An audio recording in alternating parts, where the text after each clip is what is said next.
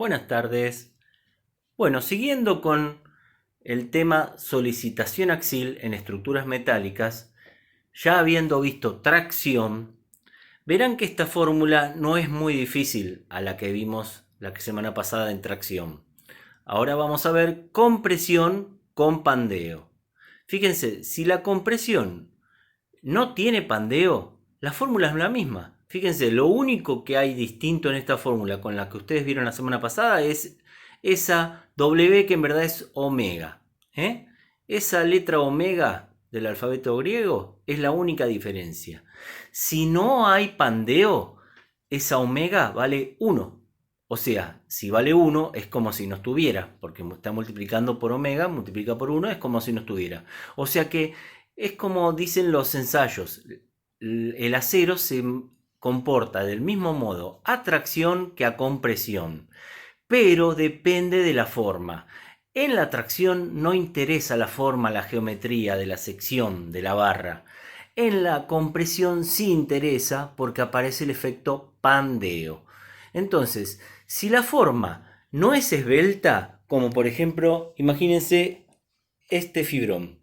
Este fibrón puede resistir lo mismo si lo presiono que si lo quiero estirar. ¿Por qué? Porque no es esbelto para nada, es robusto. ¿Ven? En cambio, fíjense, esta reglita que está acá, que está soportando una carga N, ahí se ve bien cómo soporta la carga N, en un sentido es más gruesa que el fibrón todavía, pero en el otro sentido es muy finita. ¿Lo ven? Ahí está la sección. ¿Ven? Eso blanquito es la sección. Ahí estaría dibujada, ¿no? Bueno, fíjense, si esta regla yo presiono, ¿qué va a hacer? Para un lado o para el otro, fíjense, eso no importa para qué lado, se va a flexionar. Esto es pandeo. Seguramente que si yo la quiero traccionar, voy a hacer toda mi fuerza que no la voy a poder partir. En cambio, con el dedo así, solamente presiono un poquito, quizás estoy haciendo hasta 1 kilo de fuerza o menos, y ya se dobló. Y ahora es mucho más fácil, un poquitito, 100 gramos que baje y ya la parto. ¿Por qué eso de que una vez que está flexionada, con un poco ya está? Igualmente, aunque no siga, una estructura no puede quedar así deforme. O sea que no hay que llegar a esto. Jamás hay que llegar a la situación de que una barra se pandee, una barra se deforme tanto, ¿no? Entonces, ¿qué es lo que hace ese coeficiente omega? Generalmente, cuanto más esbelta es una barra, como la regla, mayor va a ser ese omega. ¿Y para qué se va a agrandar ese omega? Porque fíjense, la tensión de trabajo es la tensión que estoy trabajando. Si es menor que la admisible, está todo bien. Entonces, si vale 1, a lo mejor es la tensión de trabajo es la misma que la tensión admisible, listo, funciona. Si vale 1 es porque es tracción, no hay problema. Ahora, si la forma es muy esbelta, ese omega va a valer más de 1. Imagínense 2. O sea que si estoy trabajando a 1400, esto que al principio me daba 1400 porque era igual a la tensión admisible, supongamos, ahora me va a dar el doble. Se va a pasar. ¿Qué quiere decir? Que voy a tener que agrandar el doble la sección. ¿Ven? Si esto vale el doble, voy a tener que agrandar el doble la sección para que me siga dando la misma tensión igual a la tensión admisible. ¿Se ve? El omega me agranda la sección o me impide que la sección sea menor que la admisible. ¿Para qué? Para que yo no tenga problemas con el tema del pandeo y no se me caigan las estructuras. ¿Se entiende? Ese omega es lo que vamos a tener que averiguar. Hasta ahora, tracción es como esta misma fórmula sin el omega. O sea, compresión sin pandeo es tracción. Se calcula como tracción. Pero cuando la sección es esbelta, por eso hay que siempre que haya compresión hay que verificar si es esbelta o no. Entonces, omega seguramente nos va a dar mayor que 1 y entonces vamos a tener que calcular lo que les voy a explicar ahora. Ese omega depende no solo de la forma de la geometría, que es muy importante, sino también cómo está sustentada. Porque no es lo mismo, fíjense, esta barra, yo le aplico una N, una carga N arriba. La luz es la que hay entre los apoyos. Cuando está articulada abajo, articulada arriba, o sea, con apoyo fijo y móvil, ¿se acuerdan que acá, en este punto, hay una articulación? Si no, no podría moverse la barra en esa forma. Entonces, cuando está articulada, la longitud, la luz de pandeo o longitud de pandeo es igual a la luz. Entonces, cuando tenga que usarlo en la fórmula, cuando tenga que poner luz de pandeo, directamente la luz. El dato que me den de el largo de la barra. Fíjense que en tracción yo nunca les di el dato de la longitud de la barra, porque no es necesario. En cambio acá sí es necesario. Cuanto más larga es una pieza, por poco esbelta que sea, si es muy larga, se va a romper igual. Ahora, si está empotrada abajo y arriba no, o en un lado, en un extremo y en el otro no, ya al estar empotrada, fíjense que ya no sale como una articulación. Si está empotrada, sale recta, después se empieza a curvar. Y es lo que yo siempre suelo probar, pero acá se me complica un poquito estando solo, que es lo que pasa.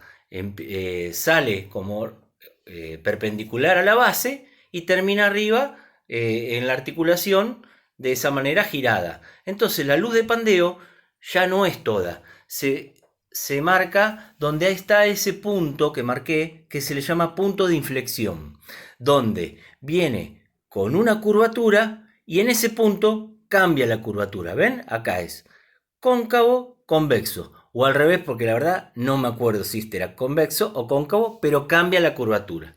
¿Estamos? La luz de pandeo es igual a 0,7 por L. Eso está calculado. Ahora, si mi forma de sustentación, de cómo está la columna, generalmente son columnas, si está empotrada abajo y empotrada arriba, ya sale recto, vertical y termina también así. La longitud que hay entre los puntos de inflexión es menor. O sea que la luz de pandeo es igual a 0,5 por la luz de la columna. Cuanto más empotrada está, menos va a sufrir pandeo. Por eso es que en la fórmula se va achicando la luz. Si yo tengo 3 metros de luz, pero la tengo empotrada, en el cálculo voy a usar 1,50 m. ¿Se ve? Porque lo estoy multiplicando por 0,5. En cambio, la peor situación es si la tengo empotrada abajo y libre arriba. Habrán visto los tanques de agua, en la costa suele haber un montón, que están sobre una columna que arriba no tiene nada. Entonces, esa es la peor situación, porque si se pandea, si se mueve, fíjense, la carga N ya no va a estar acá. Si la barra se torció hasta acá, la carga N va a seguir arriba en la punta. Y cuanto un poco que se mueva, cada vez va a ser peor la situación, porque va a generar un momento en que cada vez la fuerza va a ser, y bueno, ese es el peor de los casos, donde más hay que tener cuidado, donde más peligroso es. Por lo tanto, la luz de pandeo en este caso no se achica, al contrario, se agranda. La luz de pandeo es el doble de la luz de la columna. Y justamente porque por esta línea, esta curva que les acabo de dibujar. Se toma desde arriba hasta abajo. Es como que los puntos de inflexión están en el extremo superior y en el extremo virtual inferior. Porque ese es solamente, por eso lo hice con rayitas cortadas. Así que esas hay que tener en cuenta cómo está vinculada la columna o la barra al resto de la estructura. Entonces, un tema es cómo está vinculado. El otro tema dijimos que era la esbeltez, la geometría de la barra. Para eso vamos a necesitar, para poder hallar ese omega, primero tenemos que hallar un lambda. Lambda o coeficiente de esbeltez, que es la luz de pandeo que hallamos de aquella manera, dividido un I mínimo que se llama radio de giro mínimo. Ese I mínimo es directamente una cuenta que hay que hacer. Es esto, la raíz cuadrada del momento de inercia sobre la sección. J sobre F, la raíz de J sobre F. Es esa cuenta. Que lo llaman, a esa cuenta la llaman I, para tener que después colocar menos letras y números en las fórmulas. Ese I mínimo, ¿por qué I mínimo? Porque si la barra es simétrica, redonda, circular, maciza, un tubo, o un cuadrado, o un hexágono regular, el coeficiente, el I, radio de giro, va a ser el mismo. ¿Por qué? Porque el J va a ser el mismo para todos lados. ¿Recuerdan que el J de un círculo era, para cualquier lado era el mismo J? En cambio, acá no es lo mismo el JX que el JY. Recuerden que el J de un rectángulo, como la regla que es un rectángulo, ¿ven? Era base por altura sobre 12. El JX es base, que es grande, pero la altura es muy chiquita, que es la que está el cubo, y que es la que más interesa. O sea que aunque tenga 10 de base y 1 de altura, 1 al cubo es 1. O sea, me va a quedar 10 dividido 12. Menos que 1, 10 dividido 12. En cambio, si yo hago el JI, va a ser 1 por 10 al cubo. O sea, 1 y 10 al cubo es 1000. O sea, es 1000 dividido 12. Fíjense qué diferencia hay entre el JX y el JI. Por lo tanto, si JX es menor que JI, entonces el I mínimo va a ser JX sobre F. Hay que analizar las dos las diferentes opciones que hay de acuerdo a los momentos de inercia. En síntesis, I mínimo es igual a la raíz cuadrada del J mínimo sobre F. J ya lo aprendimos el año pasado, y si no lo calculamos, porque estamos usando un perfil de las tablas ya nos dicen los J, los momentos de inercia, ustedes ya lo saben eso. Así que si les toca verificar un perfil de una tabla, directamente ponen el valor tanto del J como del F. En cambio, si tienen un rectángulo, y bueno, harán el J será base por altura al cubo sobre 12 y el F base por altura. Lo ponen en la fórmula y sacan el I mínimo. Una vez que tienen el I mínimo, lo colocan ahí. Con la altura que tiene la columna, la luz, según la vinculación, les va a dar una LP de acuerdo a cómo está vinculada. Y bueno, entonces ese valor de LP dividido el I mínimo, ojo, I mínimo siempre está en centímetros. Fíjense que J es centímetro a la cuarta, F es centímetro cuadrado. Si simplifican, les queda un centímetro cuadrado. Al hacer la raíz cuadrada, le queda centímetro. Así que LP también, si lo tienen, lo van a tener en una longitud. Es una longitud, obviamente, la luz. Pero si la tienen en metro, pásenla a centímetros, así después pueden dividir bien por I, que está en centímetros. Eso les va a dar un valor de lambda. Con ese lambda entramos a esta tabla que tienen en el cuadernillo del año pasado. ¿Ven? Esta tabla que dice coeficientes omega. Entran, si por ejemplo me dicen que es un lambda 88. Busco el 80, ven, ahí está en el medio de la pantalla el 80, y voy hasta el 8. A ver, esperen que me pierdo. 80 y 8. Ahí está.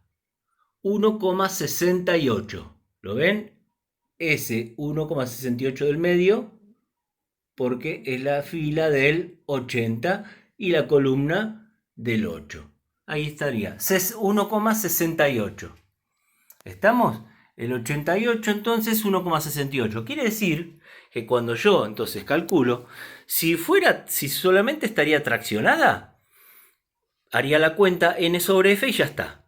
Ahora, si tiene pandeo, es posible que no verifique, porque se me va a agrandar la tensión de trabajo y es posible que no sea menor que la tensión admisible, porque la estoy multiplicando justamente en este caso por 1,68.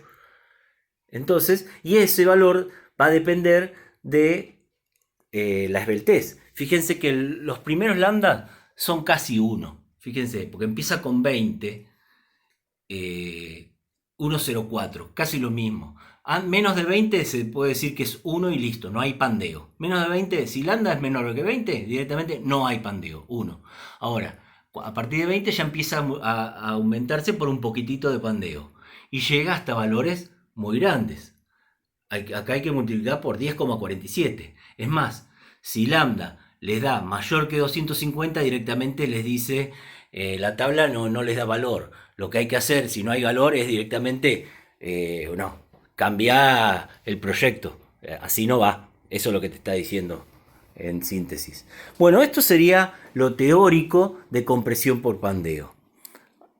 Un abrazo.